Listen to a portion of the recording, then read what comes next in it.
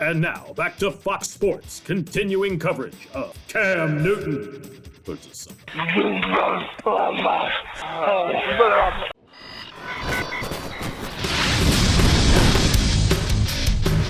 Welcome to the Bleeding Burgundy Podcast, a Washington football podcast by fans for fans. With your hosts, Jessy Martin. You want to play what? Okay.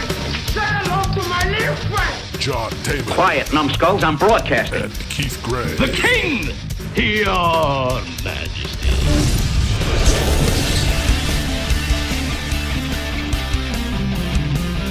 And now here's your host, Keith Gray. Welcome to the Bleeding Burgundy Podcast, where we have our amazing hosts, Jessy Martin and John Taman. Boys, how are we doing today? Jessy? Fan-fucking-tastic. I'm in Twitter jail. We got a win, though, so it's all A-okay. Oh, I'm doing just super, Keith. Thank you for asking. It's been a wonderful day, I must say. I am so super glad to be here. Boys, how are we feeling about Victory Monday? I sucked out a bunch of helium before the show. I was feeling so good about it.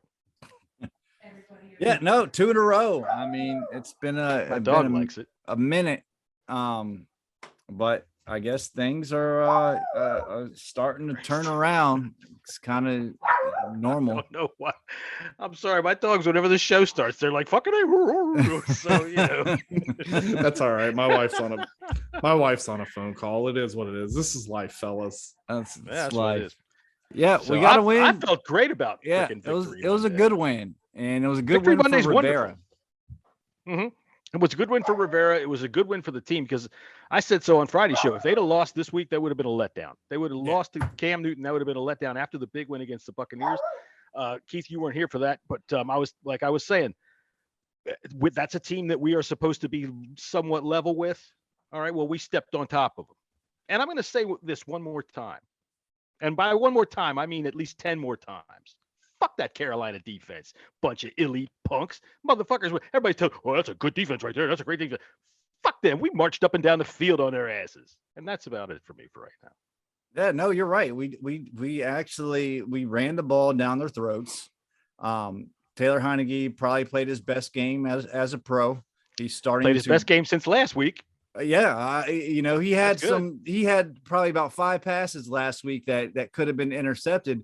But this week, not one pass that I saw, and I watched the game again later on last night.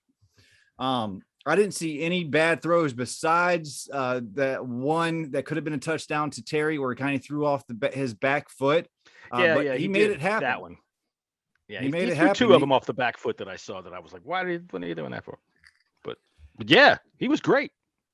Yeah, this was a game that could have gone either way. And I think a lot of us were kind of torn of how it was going to go because of the return of Mr. Cam himself, which I know that we'll get into next. But, it's really just how they responded, to the situation. I didn't think Carolina was that tough of a team, but this team played great all 4 quarters. Yeah. And it was a close game. Didn't you hear, Keith? They have an elite defense.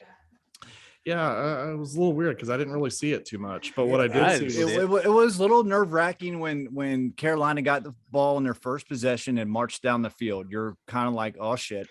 Okay, here we go again. But after that, all facets clamped down. They did their job and went about their business. Yeah, well, for sure. What I was thinking about was, the first drive was bad. You don't let him, because remember what I said. You can't let Cam Newton get started. He'll get that ego going. The dude gets to run out to the 50-yard line and plant the ball. Right, gets the yell. How is that not taunting? I don't care. But then the second drive when he scored, when he ran that ball about 25 yards, he didn't do it towards anyone. That's why they didn't call it. Well, whatever. Yeah, but if the defense did that, if we would have did that, if it wasn't, let's face it, if it wasn't, let's everybody give Cam Newton a blowjob day, they would have called it. Okay, yeah. If this is next week, they're calling it. But yes, my God. That was awful. Yes, I mean even after they got graphics with him doing his shirt. It's like this is during the game, Come on. Yeah, well, I mean, what I saw from that elite defense was put a late hit on Taylor Heinicke, and that man popped right back up. And he got in his face too. He got up and got like he wanted some of that. He's like, "Come on, motherfucker, let's go." I told you, this guy does come in with like that cocky attitude, but it's not cocky. It's just he's got like moxie, man. He's confident and he doesn't give a shit. He just doesn't give a shit. Cocky gamer with moxie. It's like he's got little pee-pee syndrome. You know, could be. He's a competitor. He could be. Yeah, he's highly competitive because it definitely wasn't his dong I saw at training camp. always back to the dong. Well, that dong's been activated for this week. Yo, I love when people get on Twitter and get at Jessy about that, man. It's great. Tell you what, after last week and this and the leather bar, I got enough to make a whole Jessy mixtape there. We're probably gonna do that one day. All right, Jessy gentlemen. Talking about dicks. I don't want to get too much into this because obviously it's not Washington football team, but it's been pretty interesting, the whole Cam 2 DC, and we obviously know that ain't happening. And who cares? Yesterday's game was Cam. But after what you guys saw, is Cam washed? No. Go ahead, John. I think he looked okay. I mean, I'd said on the show that he was probably going to take a few deep shots, and he didn't really. The one shot that I thought really showed what he still got was the McCaffrey touchdown. He freaking launched that ball, and even though it really wasn't that far of a pass, it was like 20 yards in the air. That's not that bad. It was a laser beam. He's got the shoulder isn't the problem. It was his foot. He couldn't step into it, and his foot seems to be fine. I'm not saying that he's going to light the world on fire, but if you look at his career, passing wise, other than the 2015 season where he went absolutely crazy, most of it falls right around 24 touchdown passes, 15, 16 interceptions throughout his entire career. So that's what I could see out of him again. Same type of quarterback. Yeah, I mean, I'm not as high on Cam as you are, John. Like I said last podcast, this game, Cam was going to be up for this game, coming back to Carolina, going against his old coach. Said that I would not be surprised if he had a very, very good game. And he didn't throw anything downfield. He had that one run. Other than that, he kind of looked a little slower, but you probably would expect that for Cam. He's starting to get up there in years. I wasn't as impressed as most. But I honestly think, my statements from last week could very well ring true that that could have been the best Cam plays for the rest of the year. That might be true too. So now from what you saw, Jessy and John, but from what you saw from Cam, do you wish you had him over not this point, Heinicke? No. I think that I know I've seen this all day on Twitter. There's been certain people that want to talk about how they thought Cam.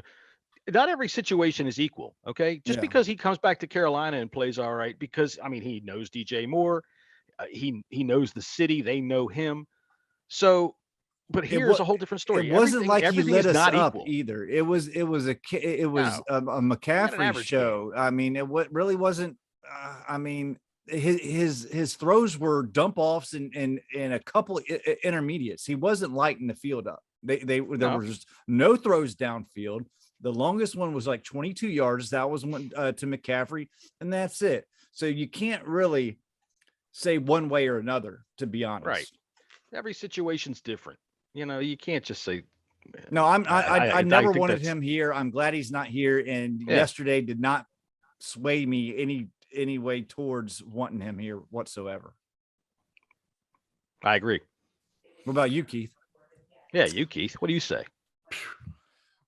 If Heinicke continues to play the way that he's trending now from these past two games, then no, I would be just fine with having Heinicke. And, since you guys asked, that's going to lead me into my next question. Is Heinicke improving? Hell yes. Sure. Yeah. And hell yes. I put a tweet out. Is he improving though because we got 2 wins, or I think it was during halftime. We got 2 wins because he's improving. Yeah. Let's put it that way. Listen. As I've been saying it all year long, going back and watching the All 22, which season ticket holders have access to, just saying, you see the whole entire field, not just the camera angles that. What are you, a ticket sales guy? Are you working alongside this Alex guy and you guys are double teaming trying to get fans in the stands? Season ticket holders listen to our podcast. I know quite a few. If you don't have it, you can easily get it. It's free. That's all I'm saying. But it gives you the whole entire field, and not just the camera angles you see on TV. And you see a whole different game. In earlier in the season, you see Heinicke missing wide open players. Even on the regular, you see him hitting receivers at odd angles, not in stride. He's doing that now, and you can see him planting his foot, taking the time. His mechanics are a hell of a lot better. Ever since the bye week, something has changed. I don't know what his can't pinpoint it exactly, but since the bye week, his mechanics are a hell of a lot better. His throws are more confident. They're throwing receivers in stride. Pinpoint timing is everything, and that's what he had trouble with earlier on the season. He would wait till the receivers to get open rather than throwing the timing route or throwing the receivers open themselves. He still tends to float the ball a couple of times yesterday, but he also jammed one in the end zone. He jammed another one in the end zone into tight coverage. I thought he played his best game of his career so far. And last week I thought he played his best game of his career. So yeah, he's steadily improving. And it's obvious he's playing. When Ron Rivera said you got to play within your personality, you got to play with your personality. His personality, we saw it when he took that late hit. When that guy, he got right up and showed you his personality. He got in that dude's face, right? They twisted him up on another play. You'd have thought he would have been broken in half, but he had a face on him while they were twisting him around. It was like, man, what are these fucking bastards? He was like, man, fuck these guys. Stood right up after that too. So you can see the confidence in him in throwing on time. You can see it coming out of him. And I think every one of these completions that he's hitting early he's feeding off it. He's making some nice plays. The play he had where he was rolling out to the left and he threw it back across the shoulder to Bates. That was fantastic. Yeah. That was got us a first down. That was kind of Favre-esque right there. It looked like RG3 against the Giants in 2012. He had a play almost just like that, man. He made Jason Pierre-Paul look stupid. Yeah. One of the greatest quarterbacks ever to play the game, by the way, for a year.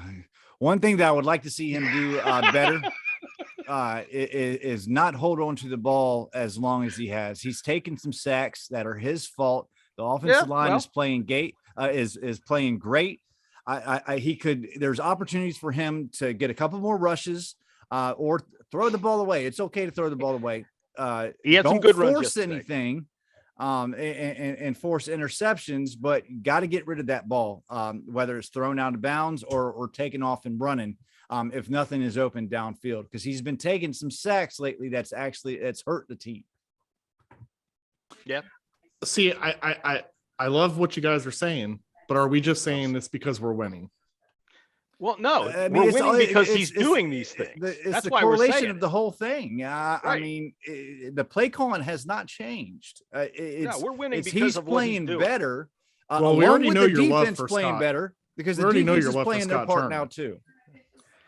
Well, it's a fact. All right. We're saying these things because this is what he's doing. And we're winning football games because this is what he's doing. I tweeted this yesterday. And, when we say in this show, what did we learn? You know what I learned? I trust the offense now. When our offense came on the field yesterday, I had no worries about whether or not we can march it down the field and match whatever they were wanting to do. And we should have scored more. We should have hit at least 30 if Antonio Gibson did not fumble. And we haven't talked about the running game yet because we're still talking about Taylor Heinicke. But yeah, we're winning, but it's a team effort because not only is Heinicke playing better, but the defense is also playing better too. I'm going to try to squeeze this in before my dog barks again. But yeah, you're right. The defense is playing better because they also know that behind them, we're going to put points back on the board. Yeah. I had five scoring drives yesterday. It's fucking great. Yeah. It could have been 6 if it wasn't for that fumble. 6. We could at least got a field goal off of that drive because the 12-yard line where Antonio Gibson fumbled. Yeah. Yeah. So we could at least got 3 out of that. but yeah, we're finishing drives, which that's something that we did not do during the Green Bay game and many other games this season. Leading up to it. Finish the drives in the red zone. We had major issues once we hit the red zone. We've always been able to move the ball and between the 20s. Is once we got into the 20s is where we're having issues at. All right. I don't know. I mean, I'm loving everything that you guys are saying, but I'm not 100% trying to hop on board with it yet. I mean, of course, it's 2 big wins. You can't. Yeah, you're trending upward. I guess my next question, and Jesse, since John basically bailed out on us at the moment, my next question, then would be, what's changed? Is this all on Heinicke's improvement? I mean, what's changed? It's been the same offense. No. In fact, we got guys hurt. Like Diami Brown's not in. Like, what's changed? What's made this offense click more than it has these? The offense itself is 90% on Taylor Heinicke. Yep. Okay. The other 10% is you have you want Tamara Hemingway. The other 10%, I think the offensive line, even early on the season, they struggled just a little bit. Okay. I mean, look, if it was the offensive line's fault that Ryan Fitzpatrick got hurt, there's more of a cohesion. They're running the ball better. And to be honest, man, they're trusting each other. They got Taylor Heinicke has become more confident. So the team itself, the offense itself, is starting to be more confident as well. The primary reason for this is because Taylor Heinicke is throwing on time. We always knew that guys were running open. We've been saying it for the last all year long. They've been running open, but he just waits till he saw separation and then would throw. But now he's throwing on time. And what this does is it keeps moving the chains, which makes that running game a bit easier to do. Even if they stuff him on first down, man, Antonio Gibson's been running hard when he's not dropping the fucking ball. We've been scoring early as well, too. Right. We've been putting points on the board, but we've been finishing those drives in the end zone. But the whole thing stems from Taylor Heinicke being able to throw the ball on time and accurately. He's putting the ball where they can catch it. I still don't think he's got the arm strength. He's not going to gun it out to the deep out or anything like that. But I'll tell you what, he put 2 of them dead on right in the end zone when they were tight. That Cam Sims throw was right between 2 guys, man. That was a nice freaking throw. Yeah, that was good. That was a good 12-yard zinger right into Cam's numbers, man. That was right on the line. It had a lot of zip to it. I mean, it was only like 13 yards, but still. You needed to throw it like that. And as far as I was down on Heinicke, I was ready to see what's his name? I don't even remember his fucking name right. A lot of people were. But you got to be able to you got to see what you see. And you got to give him credit. The dude's, he's the spark right now. He's why they're playing better. The defense has been playing better for a whole other reasons. Yeah. But right now the offense is running because of Taylor Heinicke. Yeah. So we're talking about Heinicke, right? And we're on a 2-game high now because we've won. Right? We love what we've seen from Heinicke. What, 2 games against 2 good defenses. Okay, I'm going to leave Carolina. Put that in perspective. Carolina, I'd like to say, fair enough. One more time. Their defense has been good all year long. It's the offense that's been giving Carolina issues. Fair enough. So my next question then is, let's say it continues to trend this way for the rest of the season, right? Right now what we have is we got a little bit of hope that we could make a playoff run, but we all know logically, if you're a logical fan, we know what the end result's going to be, right? So other than that. Okay, well, we're not going to the Super Bowl and winning, John. No, I don't think we're going to do that. Right. Yeah, so we're not doing that. So that's the end result, right? So then let's move forward. Let's move ahead because there's been a lot of draft talk and there's been a lot of people talking about we need a quarterback. We need a quarterback. You got to draft a quarterback. Now, my idea hasn't changed. We need to draft a quarterback. But there's been a lot of, speculation. Well, what do we do? Because when Heinicke was playing poor and we're like, this guy is a backup. This guy is not a starter, right? Now we're changing our tune after 2 wins. So it's a little bit crazy here. But that crazy. Well, it's enough to where it's changing people's minds after a 2-game stretch of winning and Heinicke playing better. So what do you think, boys? What do we do? Do we keep Heinicke as a starting quarterback, still draft our guy, but keep our guy sitting under Heinicke for next season? I mean, what's the move? Yeah, that's definitely an option. That's on the table for sure. On the table. Listen, you play to win the game. I know it's the biggest cliche in the NFL. But it's the truth. He's the man. You don't go into a season or even halfway through the season. That's how you lose a team. That's how you lose respect around the NFL from fans. You do whatever you can to win a fucking football game. The Eagles coach got fired for losing a game against us last year. Okay. And he was trying to do something to help that. And it did help the team to get them a better, higher draft pick. That's where Devontae Smith came from. But still, you don't go into the season or if your season's not going well, you don't go in and try to lose. You're going to lose respect from the players. You're never going to work again. At this point, if we back ourselves into a playoff berth like we did last year, so fucking be it. Hey, look here. You know what? If we get into the playoffs this year, we ain't backing into jack nothing because we got the whole East coming up right now. I'd say everything is on the table except a Super Bowl. Now, I mean, when I say everything is on the table, what I wanted to do this year was I wanted to go and win a playoff game. Just win one. Go get out there and get one. And even though we are on the outside of the spectrum right now looking in, we've got a schedule that's not so bad. All right, we've got winnable football games if we keep playing those the way that we are. The Raiders are looking like they're falling apart. All right, look at the Seahawks. Seattle. I mean, they look Jesus terrible. Christ, man. Right. And so, I mean, I hope they don't get well against us, but we got them at a good time. Yeah. Right. Yeah. So, and then we have our NFC East and the Cowboys at the end of the season. You know, the Cowboys are having all kinds of problems. Yeah, the Cowboys are beatable as well too. So you never know what's going. It's the parody of the NFL. Nope. The fucking Houston Texans beat the goddamn Titans yesterday.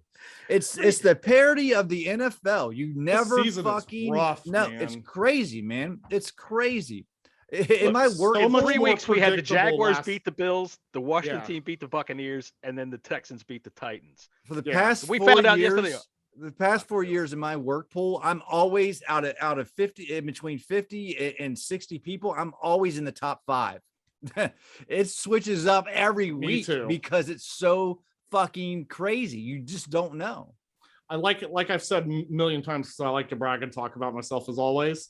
I ran that survival pool last season, went 17-0, won big in points.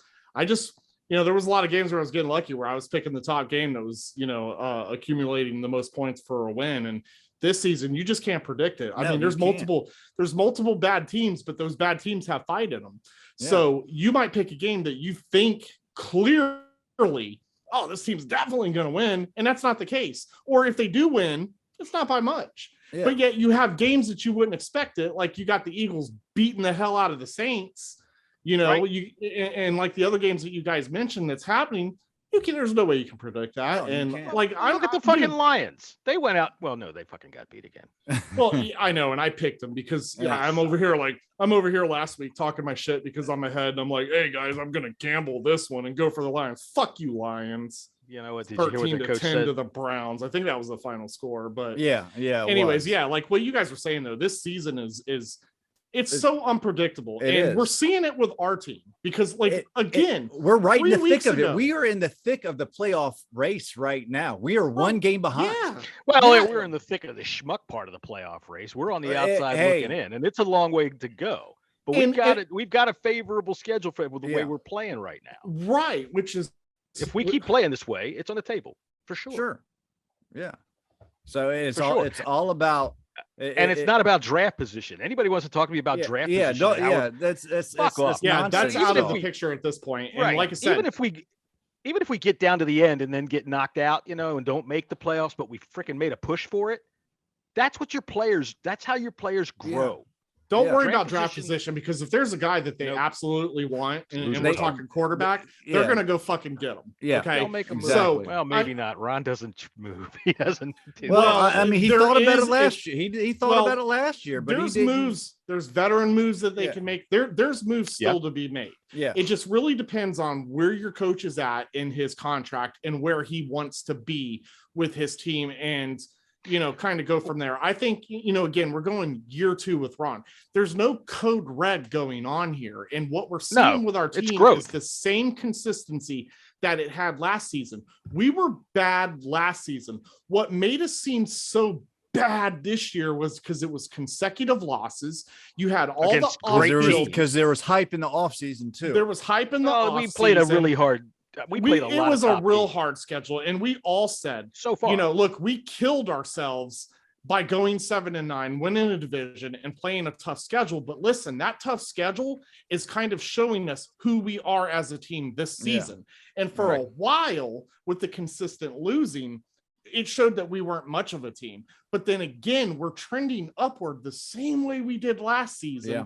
And we don't know how this is going to finish, but our schedule is looking a lot better than it did.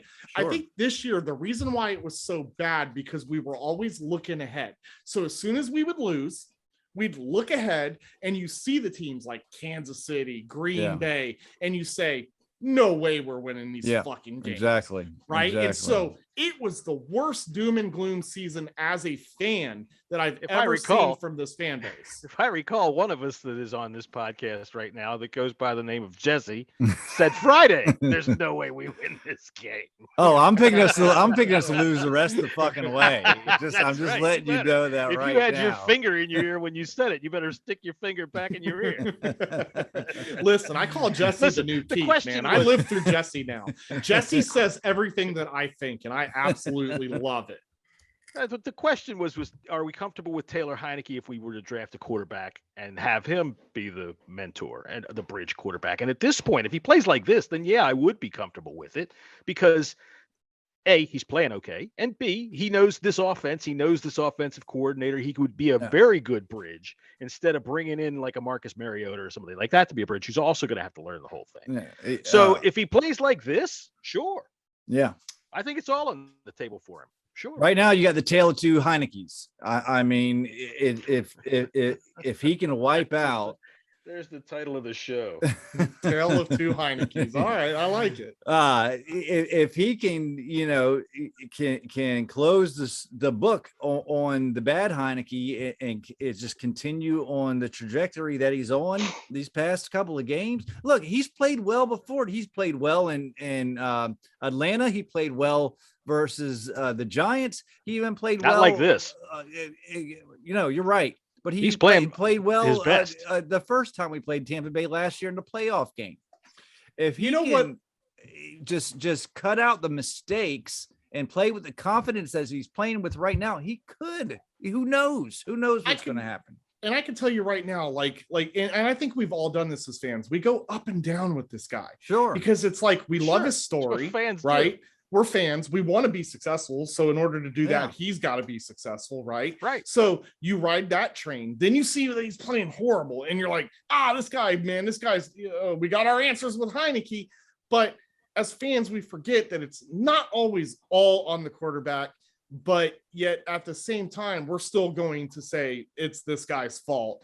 And then again, you see him go in and play two teams and play the way that he did. Yeah. And I'm telling you, I've always said, a lot of these quarterbacks in the league, they look like they're just there to play the game, which is fine because that's what you get paid for, right? Makes sense. They're there. Shut up, John. They're there. They're there to play the game. This guy is not only there to play the game, but this guy will get in your face. This guy has got a tough attitude. This guy does not back down. This guy is not afraid. Like, he doesn't see himself the way that we typically see him as like once on Craigslist, looking for a job, to he's now playing in the NFL and he's playing like he belongs. Yeah. And not only does he belong, but you do some crazy shit, I'm gonna get up in your face and I'm gonna talk your shit. And that's exactly what he did yesterday. And when I saw that happen, I was like, yo, this is like the attitude that I want out of all of our guys. Man, talk We're starting to see your shit. Yeah, and you're starting to see it. And it's say hard this to talk, guy one more time. It's hard to talk yo shit, right? When this guy, it's hard to talk yo shit when you're losing, right? But at the end of the day, it's like the bad news. What was that baseball team? The Bad News Bears? Yeah. Man, just a bunch of bad attitudes running around being badasses. I'm sorry. I'd much rather have that than a goofy smiler that even with a loss, well, we played our best game. Yeah. Shut the fuck up. No, come in there, own it, accountability. I'm going to play better next time. That's it. And this is how this guy reacts. And that, I'm sorry, I have to say, I like that. I want my quarterback with that attitude. Sure. Me too. You want your whole team with that attitude. Hey, but I want to give you congratulations and props right now because you just broke the record for the number of times that somebody said this guy within 5 minutes. So Chris Collinsworth did hold the record for a game with the Bears back in 2014. But this guy right here, guy, I can't help it, man. It's just he's got to keep that consistency going. It's so frustrating because, man, they're just like, even in the games that we lost in, like, you can tell the guy wants to win. Like, we're not saying that he doesn't. And I mean, he has the ability to make plays from his feet, and when the play is done, he knows how to get out of it. And I love that about him. He can feel the pocket presence. There's all these great things that he can do, and then there's things that he can't do. And I think that now that he doesn't try to force himself to do things that he can't do and just be good at what you do, you're gonna win games. Do you have a community group meeting in 4 minutes? No, I don't. It's actually at 8:00. Oh, okay. Just checking. It just popped up on the screen. It did. No, yeah, but no, you're absolutely right, Keith. He's just got that factor to him that you want to see, man. And like you said, when I saw him get in that motherfucker's face, I was like, okay, all right, Taylor, go ahead. He's just got to show that consistency throughout, man. And I hope I hope he does it. Everybody knows he's got no reason not to now. He's not playing scared anymore. And I thought that was his biggest trouble in the losing streak. Everybody has known my feelings. I have not been quiet about my feelings about Taylor Heinicke, but if he keeps playing like this, I'm not afraid to change my mind, but I mean, I still am not going to jump over the fence and be on his side. He still has a lot to prove. And I, with more experience, hopefully it gets better. I'm not one of those, it's like his rookie year. No, I don't buy that bullshit. No, it's not. It's not. It's nowhere close. And people who think that he's a backup that's getting his shot. That's what he is. Exactly. I mean, he hasn't got a lot of playing experience, but there's a million guys in the league. Well, there's at least 30 guys every year that there are backups that don't get a shot. Yeah. Right? I mean, there's a bunch of them. So, it's just keep it up, man. That's all I'm saying. Just keep it up, and we'll see what happens by season's end. It gives us some options. That's for damn sure. All right. So now that I've got my place, let's move on to the next one, guys. So obviously in the beginning of the season, we all were pretty hard on the defense. Defense is playing poorly. Then we saw the result of what happened in Tampa, right? First of all, you have Montez Sweat out, and you saw it before that too. What? They're getting better. I'm sorry. Go ahead. Oh yeah. But I'm just saying in general, like let's not pick and choose. Let's just say in general, the defense was bad. Defense wasn't playing very well. Montez Sweat gets hurt. Chase Young now is hurt. All seems to be lost, right? But yet we ended up still winning the Tampa game. Why is our defense playing better? And why did our defense play better without Young? Yeah, this is what it's not with about Young, and it's not about Montez Sweat, in my opinion. I think there's new people that are starting to grasp the defense. And when I say new people, I'm meaning Landon Collins, because he's in a new position. He didn't play much last year. That move he made to the Buffalo nickel / linebacker position helped a lot.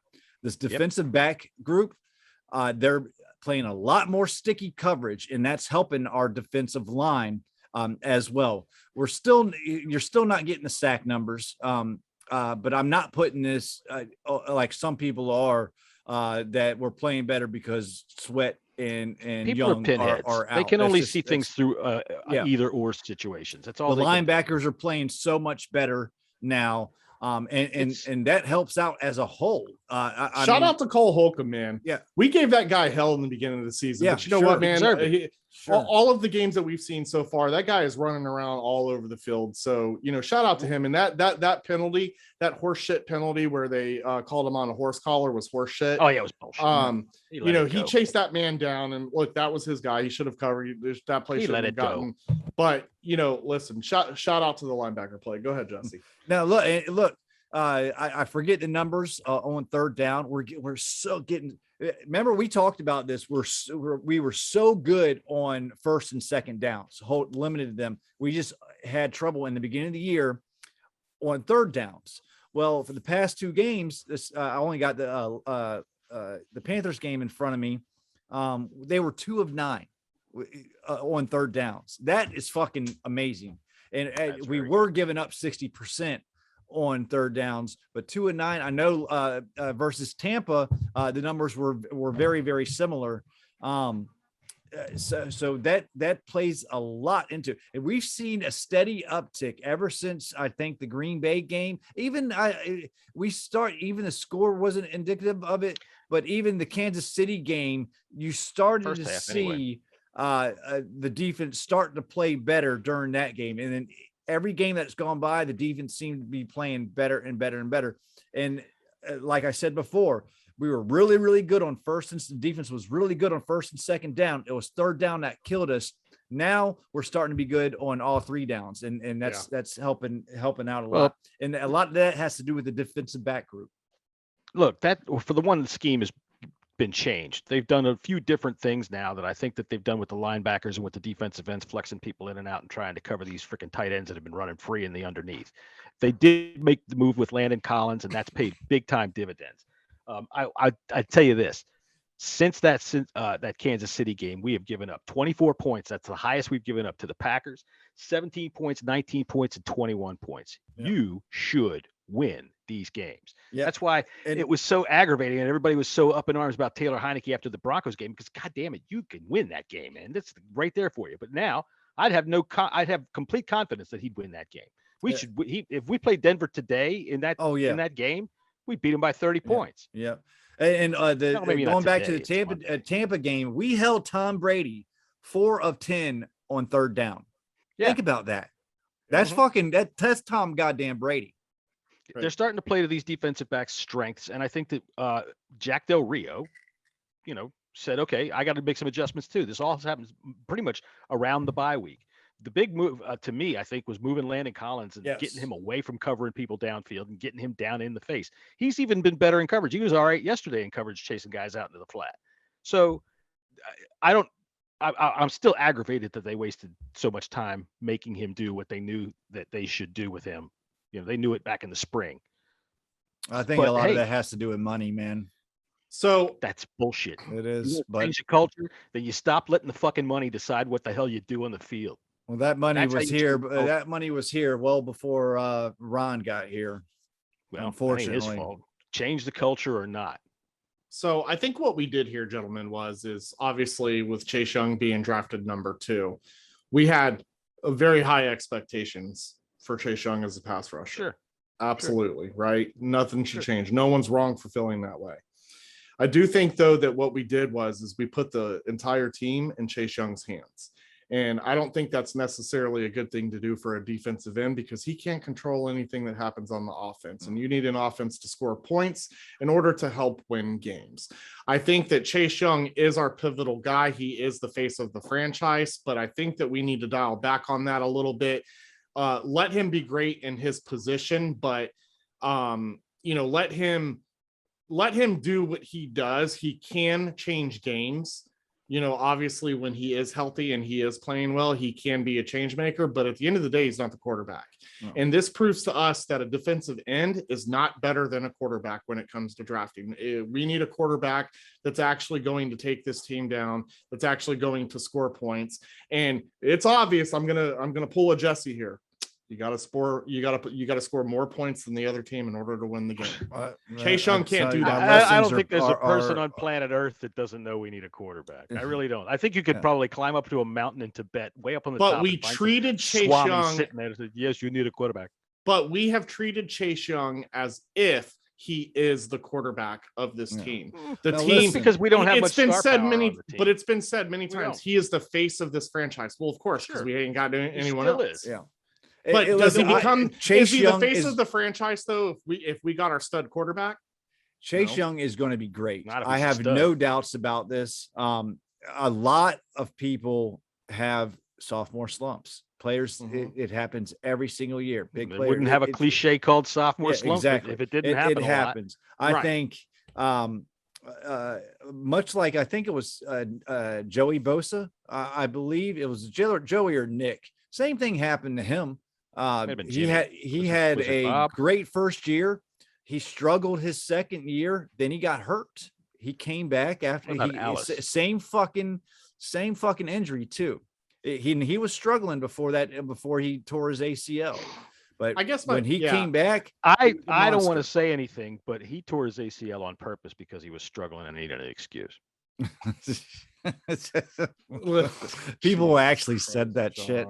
I know. People say anything, man. No, I guess my point is you have a JJ Watt, right? You look at the Texans. Well, back in the day, you look at the Texans. You have a JJ Watt, right? Phenomenal defensive end, obviously, right? But then you have a Deshaun Watson now. Watson was obviously he was the face of the Texans, and I think that we were putting all that. No, he wasn't the face of the Texans. JJ Watt was always the face of the Texans. No, he wasn't. Yes, not when Watson comes in. JJ was playing. JJ Watt was playing the guy. Well before JJ was playing. You're talking about JJ doesn't win games. Deshaun Watson JJ was winning games, but actually, if you go back and look at the records, even Deshaun Watson, for as good as he was, didn't win that many games. Deshaun Watson, when they got rid of his weapons, went 4-12 last year. Just want to make sure everybody realizes that. Yeah. But so you're talking face of the franchise. You're talking about the guy that they can market the best. It's and not they market just the shit out of JJ Watt. It's not just a quarterback. Okay. You have to put players around him. You got to have some pieces. Well, you're talking logically. Of course. Yeah. It's how dare you? I mean, look, as good as Deshaun Watson was, or as good as Deshaun Watson is, it didn't take him nowhere. It didn't take the Texans anywhere.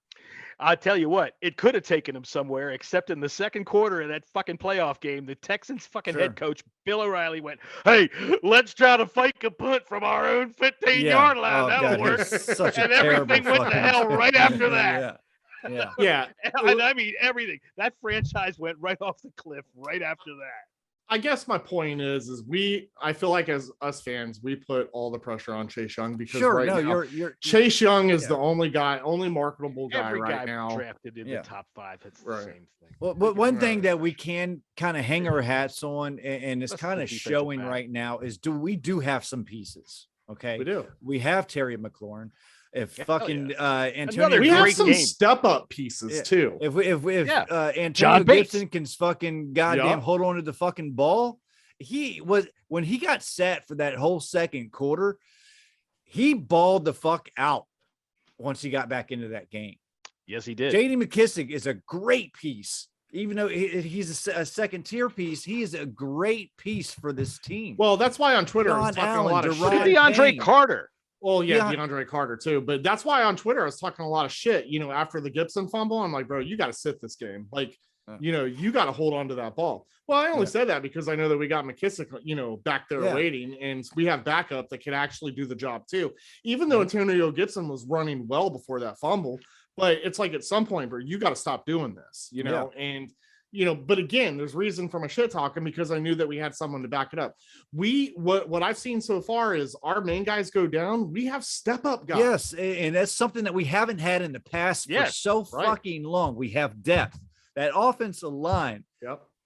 They've been dropping like flies lately. Who cares? Next person up. Schweitzer had they don't one false start as a center. Yeah. And they don't fucking miss a beat. Oh, during the Jay Gruden area, as soon as we lose, we're fucking signing motherfuckers off the goddamn street. As soon as they walked out of the fucking tunnel, he tripped over some grass. Here comes the Craigslist ask, hey, anyone who can breathe and put your hands in the air, please join us on the football team. So for as many people have talked shit on Ron not doing enough in the offseason, you need to sit back and look at this roster, because he absolutely have been doing and building this team. We just haven't got the quarterback. Okay. Injuries fucking happen to every goddamn team. Look, we found we're overcoming him this year. Logan Thomas. Yes, he's been hurt this year, but he's still a great goddamn pickup, man. He is a solid top 10 tight end in the league. Not only that, let me add, we got 34 whole plays out of Curtis Samuel. Yeah, and he's supposed to be back next week. Ooh, really? That's a big fucking thing. He's supposed to be back again. He's supposed to That's be back. Exciting. Listen, and again, a lot of people were down on him, and I reserved my argument. You know, everyone was like treating this man like shit, like it's his fault that he's hurt. Like, I get everyone wants to see him play. Injuries but there's happen. Obviously, reasons why he can't. It's not like my man likes to sit on the exercise box. He wanted. He was close to playing yesterday. He wanted to play yesterday, but because obviously coming back to Carolina. Yeah. But look, man, there is pieces around this team. Okay, it's. I'm not saying we're close, but we're getting there. So how bad was Tyler Larson's injury yesterday? I don't know what his status is. I haven't seen a an update on that. They're gonna have Keith Ismail has to come up. I mean, he played a couple. He was snaps up when he got hurt, yesterday. Right? Yeah, he played 2 snaps yesterday. Schweitzer played yesterday. He did, but Schweitzer went down for a second for Ismail 2 plays. Came in though. Yeah. And Ismail came in and played 2 plays. Yeah. He's all right, gentlemen. They put a guard in there. All right, gentlemen. So we're on a 2-game high. We're looking at who we've got going for the rest of the season. What do you guys think? We have a chance for a playoff run? Sure. Yeah. I mean, it's why not? It seems so bleak during Halloween. I was like, we're done. I didn't care. Well, we know you're gone by after like 5 minutes into the second quarter. Yeah. That's right. We lose the toss. Jesse's like, the tweet I put out this yesterday? Man damn near paid $1,500 for tickets, and he's gone by halftime. Did you see the tweet I put out yesterday? When the Panthers tied it up, I said, I said, that's it. I'm leaving. I'm going home. Gotta beat the traffic. Jesse's a magician, man. I'm telling you. I swear to God, bro. I look over, something bad happens. I look over, I'm like, damn, he's gone. Like, he was just here. I just looked at you. Like, what happened? But yeah, we got a chance. Keith, don't you owe him a ball tickle this Monday night? I believe that was the offer that I read about, that you were going to give him a ball tickle. I can neither confirm nor deny. I plead the 5th. Oh Lord, crickets. The 5th is always. I mean, you always say if you plead the 5th, you're definitely giving him a ball tickle. Playoffs. If we make the playoffs, Keith can tickle my balls. No, I'm not going to do that at all. I'm not making that bet at all. Look, my old ass already had to twerk for saying something stupid on Twitter. Y'all need to take my phone away from me when I'm at a game. That's what needs to happen. I got in trouble with that Darius Geis tweet, by the way. Well, did you? Well, not in trouble, but the man himself seen it. Oh, nice. And then he reached out to some folks that he's friendly with, that I happen to be friendly with. And they're like, and he's like, look, a hog farmer tried to be funny. Motherfucker, that shit was funny. I don't care what anyone says. That dude in front of us looked like Darius Geis. But anyways, moving on. Look, if you're insulting Darius Geis, as long as you're not a 75-year-old woman, you're probably all right. Right. Jesus Christ. We have as good a chance as the 49ers, the Vikings, and the Saints. That's who we're battling with right now for that last playoff spot. I almost think it's a little bit easier too, because you have that extra playoff spot. That's what I mean. They're 5-5 right now. We're 1 game behind them. We have an easier schedule. We're fighting with the Philadelphia Eagles as well too. Okay, we played them twice. A lot of games to go. Yeah. Why do we do this as fans though? What? Why is why was it so bad? What we do. I can tell you exactly why. Because when you're in the woods and you're a bear, there's no place else to shit. That's why we do it. Well, that's why my dad always used to say, "Does bear shit in the woods?" Well, how do you know? Exactly why. You don't ever because see there ain't no place else to go. You try have to come to down look and at shit it. in a neighborhood, they shoot at you. Yeah, you have to Trust look me. at it now. I did it once. We weren't before the Tampa game. There was no talk of playoffs, but it's heating up right now, and it's the time of the season where things are tight. There's 4 or 5 teams that have a shot at it, and that extra playoff spot means a lot. Jesse's so why not? He is why passionate. the fuck not? He is passionate today. Yeah, he's I'm a passionate motherfucker. He's a glasses full kind of guy today. At the moment, by Friday, he'll be like, "Oh, this is." Oh yeah, by Friday he keeps up, man. He's gonna want to have sex with this entire team. Yeah. I'll tell you what, I'm really wanting to see what happens on Monday night because even though the Seahawks are playing badly, under the lights, there's going to be some pressure. Bad track record on Monday night. We have a bad record on Monday night. There's going to be the ghosts of that coming along. Sure. The Seahawks, we don't want them to use us as a get right game. The Seahawks has had our number for quite a few years now as well too. And Russell Wilson is Russell Wilson is Russell Wilson. And even though he hasn't looked like Russell Wilson right now, he is Russell Wilson. Trust me, I looked at him. It's Russell Wilson.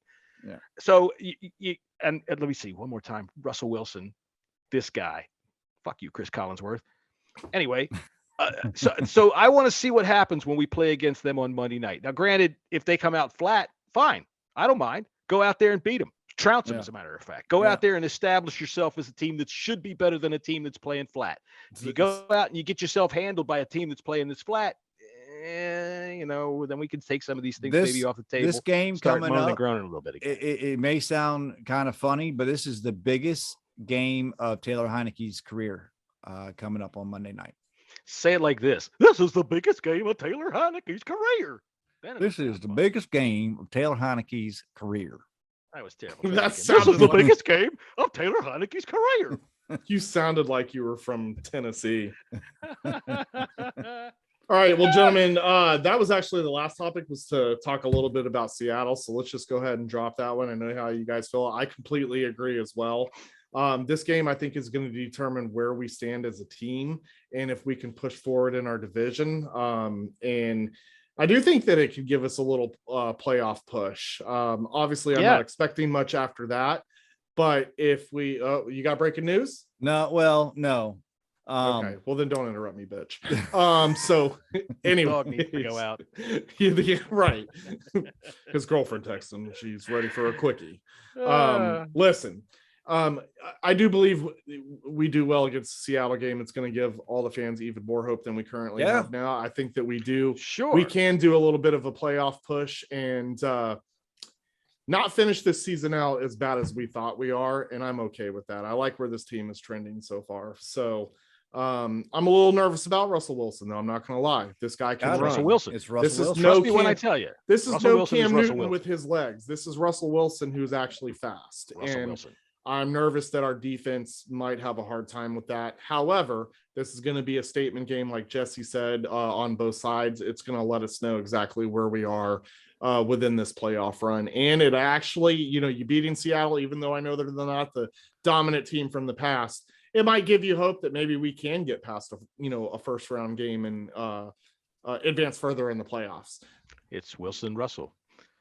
We started this game as a 3.5 point underdog.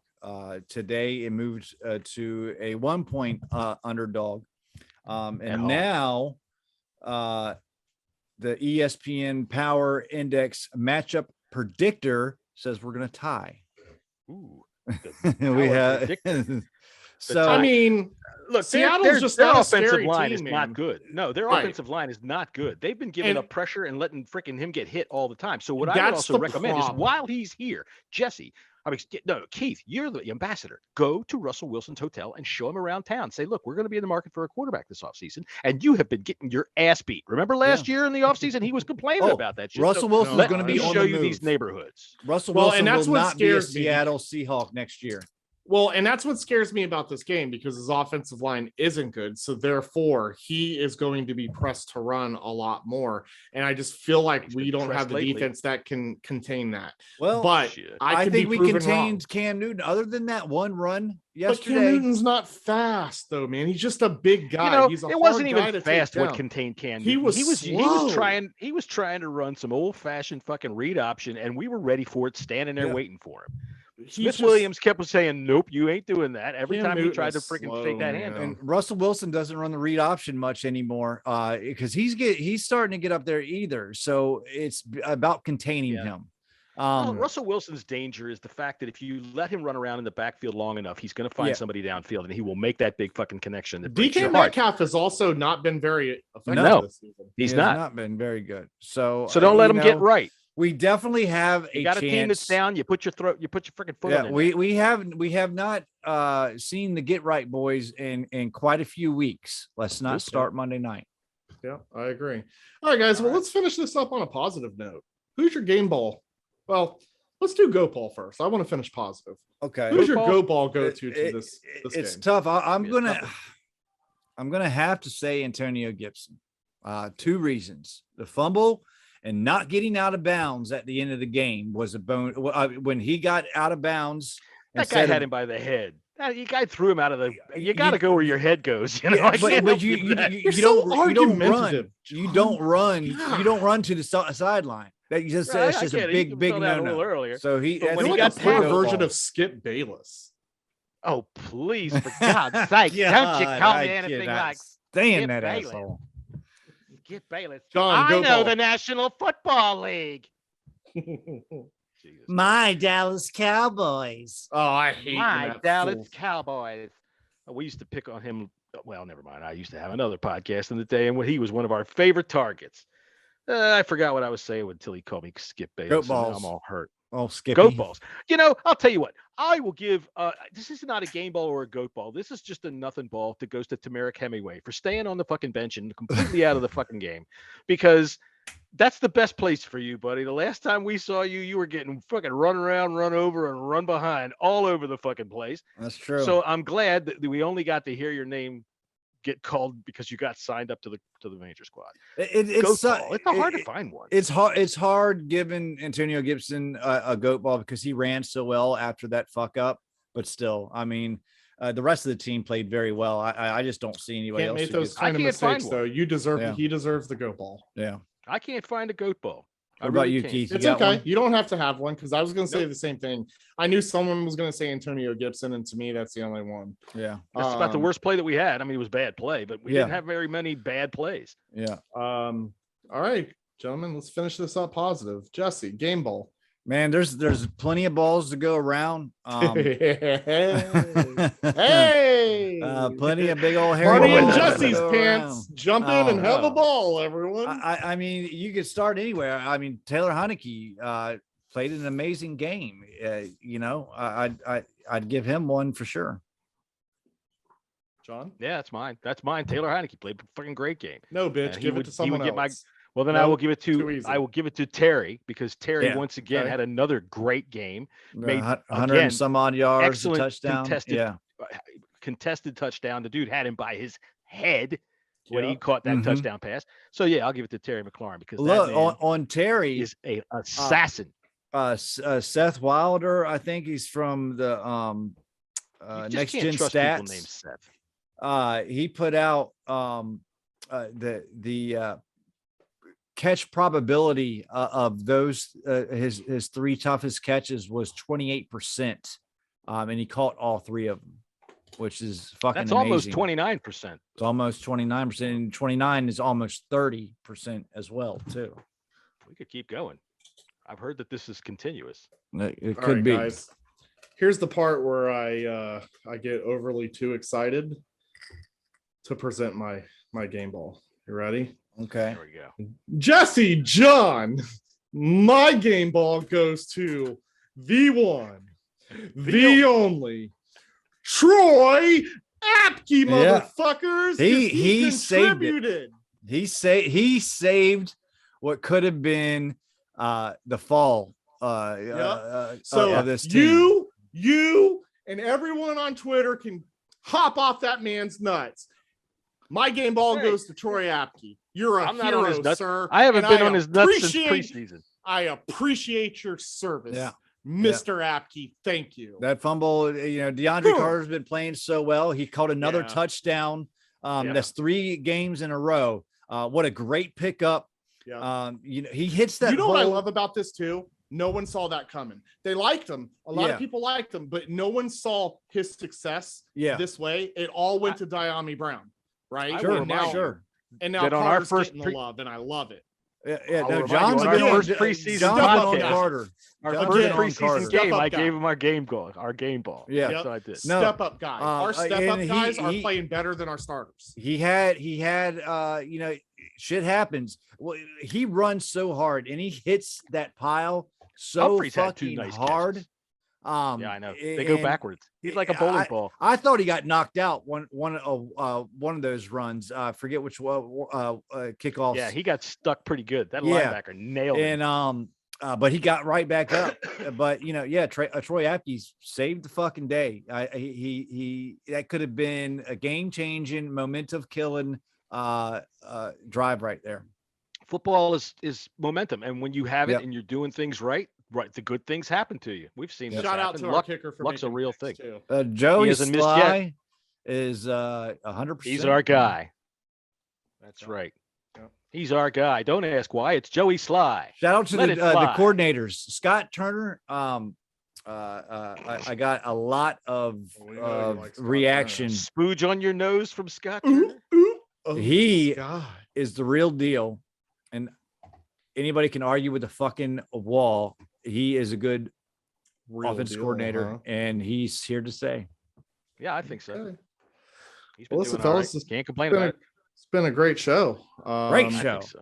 Yeah. We like Victory Mondays. Yeah, man. We like Victory Mondays. All right. Well, let's close this out. Jesse, you got anything going on? Who are you? You can catch me at Jesse's 24 in probably about 9 hours, maybe a couple minutes once I'm not in Twitter jail. Ripty, it's a fucking prick. Yeah. That's John, you can catch me appearing nightly at the Upper Buttonville Holiday Inn Lounge. The Upper Buttonville? Singing your Buttonville. Oh, okay. I'll be singing your holiday favorites. What are they? Oh, I don't know. I am at Bang Radio Hour. I don't know what they are yet. I got to ask them because it's not my favorites. I got to sing your favorites. If somebody tells me, Are you really doing that, or is this a joke? This is. Did you see joke. John going to a Holiday Inn and singing? I'll have my. I actually do. That's why I asked. Sam. Oh, he froze. No, no, that sucks. Shit. Well, you can catch me at KGSkins26 on Twitter. I don't really do anything else. Hogfarmerscharity.org. Yep, hogfarmerscharity.org. Yeah, you froze, man. Right. I was singing too. I was just as I started to sing, the Comcast said, no. Well, you're back. Well, they didn't want you to hear you, but listen, I'll leave the floor open to you. But yeah, I'm singing at the Buttonsville Holiday Inn this weekend. You're froze again too, but we can still hear you. Well, shout out to my boy for having the best game of his football career for his first year. And we play in the championship this Sunday for the Bears and the varsity. Bears. Man, I couldn't be more proud and happy for my kids. So go Bears. Go Bears. Go Bears. All right. Well, that's it for the Bleeding Burgundy podcast. We'll see you this Friday, folks. You all have a wonderful evening on this Victory Monday. Check us out on all podcast platforms, iHeartRadio, Google, Apple, and wherever you listen to your podcasts. We ain't got to go home, but we got to get the fuck up out of here. Hail to the team. If we make the playoffs, Keith can tickle my balls.